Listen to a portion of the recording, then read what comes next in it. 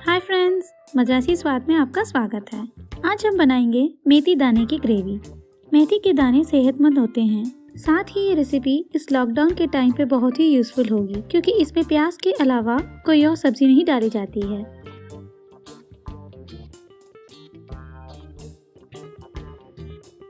एक कप गर्म पानी में इमली को 20 मिनट के लिए भिगो दें।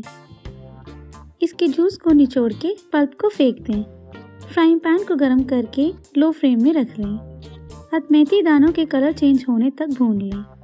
स्टव को स्विच ऑफ करके प्लेट में ट्रांसफ़र कर लें और पूरी तरह से ठंडा होने दें। इसके ठंडा होने के बाद इन्हें मिक्सी जार में ट्रांसफ़र कर लें और इसमें डालें 1/4 कप कटा हुआ नारियल।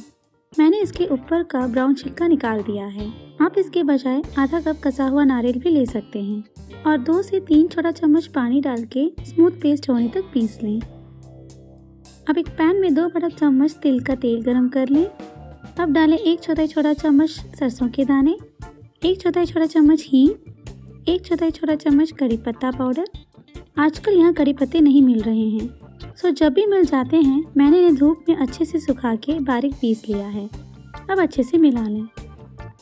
इसमें डालें 1 कटा हुआ प्याज।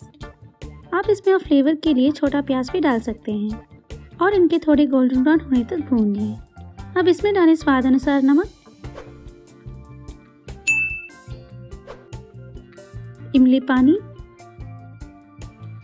1 कप पानी, 2 छोटे चम्मच सांभर पाउडर, 1 छोटा चम्मच लाल मिर्च पाउडर। अगर आप ग्रेवी को कम तीखा बनाना चाहते हैं तो लाल मिर्च की मात्रा कम करके आधा छोटा चम्मच ऐड कर लें। अब डालें 1/4 छोटा चम्मच हल्दी पाउडर और अच्छे से मिला लें। मध्यम फ्लेम में कवर करके मसालों के कच्चे स्मेल जाने तक पका लें। मैंने 20 मिनट के लिए इसे पकाया है। अब इस नारियल पेस्ट को ग्रेवी में डाल लें। ये ग्रेवी को क्रीमी बना देता है। जार को 1/4 कप पानी से रिंस करके ग्रेवी में डाल लें। अब इसे 2 मिनट के लिए पका लें। स्टव को स्विच ऑफ कर लें और धनिया पत्ती से गार्निश कर लें। मेथी दाने की ग्रेवी तैयार है। अगर आपको रेसिपी पसंद आई है तो इस वीडियो को लाइक करें और मद्रासी स्वाद चैनल को सब्सक्राइब करना ना भूलें। धन्यवाद।